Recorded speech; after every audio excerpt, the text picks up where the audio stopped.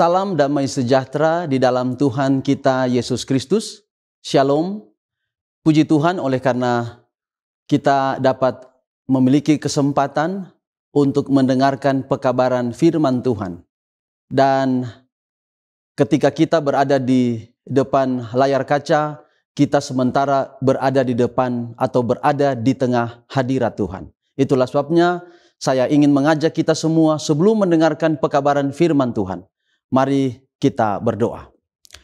Bapa kami di dalam kerajaan sorga, kami bersyukur Tuhan, oleh karena kami boleh berada di hadirat Tuhan. Dan kami yakin dan percaya, bahwa oleh karena kami berada di hadirat Tuhan, Tuhan menguduskan kami. Menguduskan lewat kehadiran Tuhan melalui firman-Mu. Hamba-Mu yang akan membagikan firman Tuhan Engkau berkati, agar pekabaran yang hamba-Mu bagikan, boleh hamba dapat sampaikan dengan baik dan benar, dan setiap pendengar yang mengikuti pekabaran firman Tuhan ini boleh dikuatkan, dan pada akhirnya kami semua boleh menuruti apa kata firman Tuhan. Inilah menjadi doa kami, terpujilah nama Tuhan, dalam nama Yesus kami telah berdoa, amin. Sahabat Teduh Cornelius Media, saya ajak kita akan mendengarkan pekabaran firman Tuhan. Pada saat ini saya beri judul Mata Iman. Kita sangat mengenal sosok Musa. Musa adalah seorang tokoh Alkitab yang semua orang ingin rindu mendengarkan kisah atau ceritanya. Musa hidup 120 tahun. Dan jika kita memperhatikan dengan saksama, maka 120 tahun hidup Musa itu dapat dibagi dalam 3 part atau dalam 3 bagian. Atau 3 tahap. Dan 40 tahun yang pertama adalah tahap yang pertama. Tahap yang pertama adalah masa di mana Musa dilahirkan, kemudian dia mengikuti pendidikan di Mesir. Tetapi masa pendidikan itu tidak terlepas dari pendidikan agama Ibrani pada tahun-tahun permulaan kehidupan Musa. Dan selama 40 tahun ini, dia belajar tentang banyak hal dan dia unggul dalam intelektual dan kemudian perkembangan mental. 40 tahun kedua adalah ketika dia harus meninggalkan Mesir dan tinggal bersama Yitro di padang Midian. Di sana dia menikah dan membangun keluarga. Dia juga banyak belajar selama 40 tahun itu di dalam kehidupan bersama dengan Yitro. Lalu kemudian 40 tahun yang ketiga, yaitu saat Musa berumur 80 tahun. Dan dalam Keluaran 7 ayat 7 berkata, adapun Musa 80 tahun umurnya dan Harun 83 tahun ketika mereka berbicara kepada Firaun.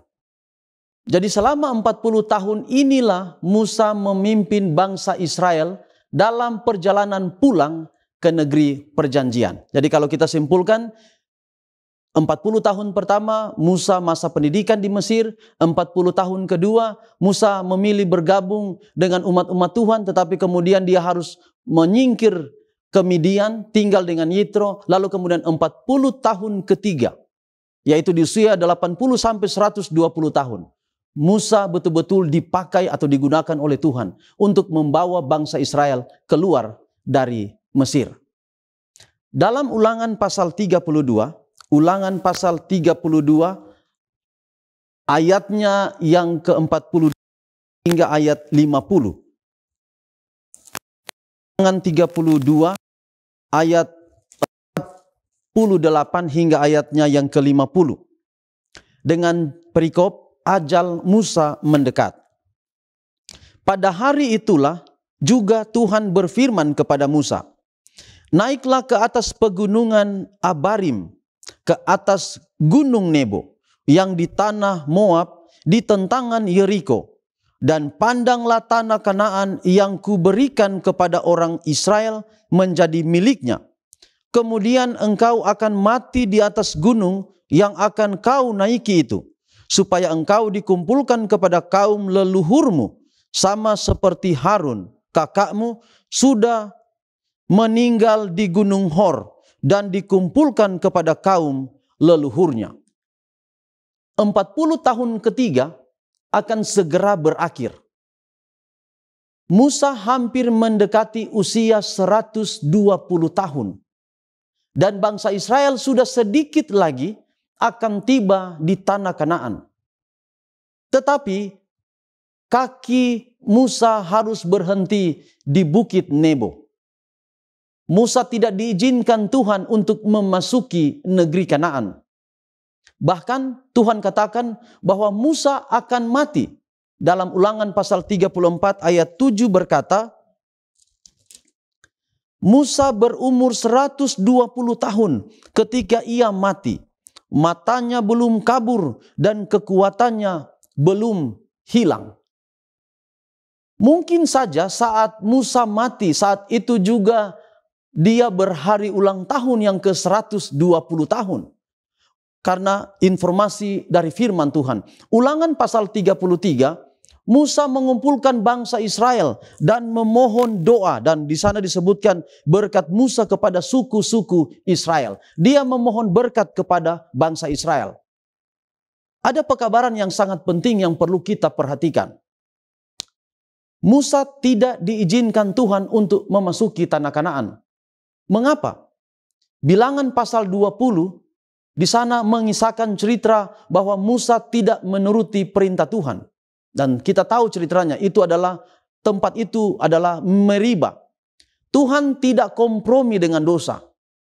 Tapi dalam kemurahannya, Tuhan menyediakan sesuatu yang jauh lebih dari sekedar masuk ke tanah Kanaan.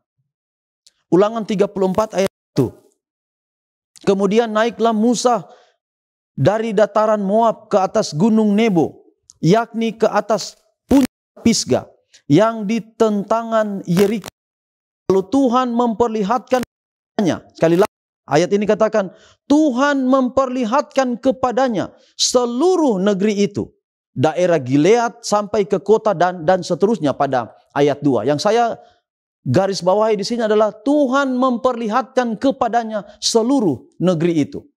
Ingat, Ulangan 34 ayat 7 ayat yang kita baca tadi mengatakan bahwa matanya belum kabur. Jadi ketika Tuhan menunjukkan sesuatu kepadanya, Musa dapat melihat dengan jelas.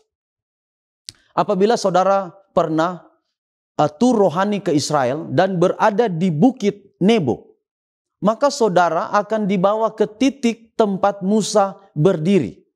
Dan di tempat itu kita akan menemukan petunjuk arah beserta jarak dari kota-kota yang ada di depannya.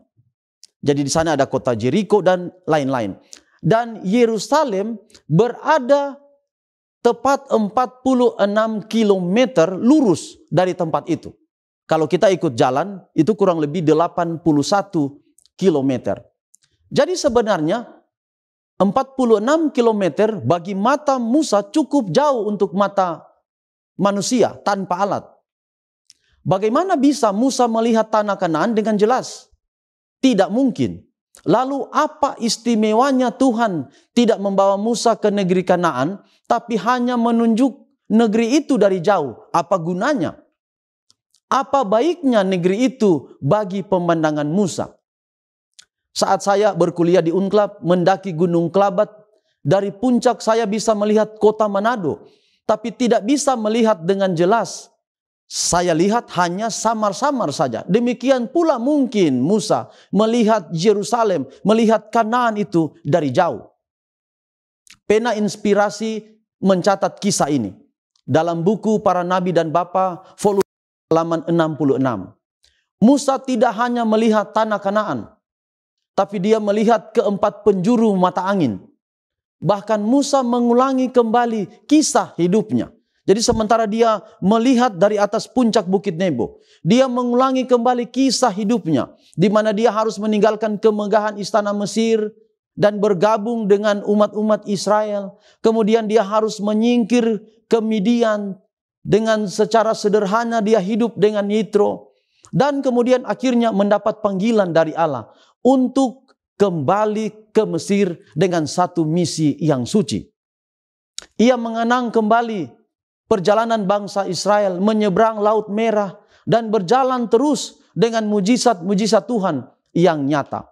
Penglihatan itu terus berlanjut bagaikan layar kaca besar yang dipampang di hadapan Musa.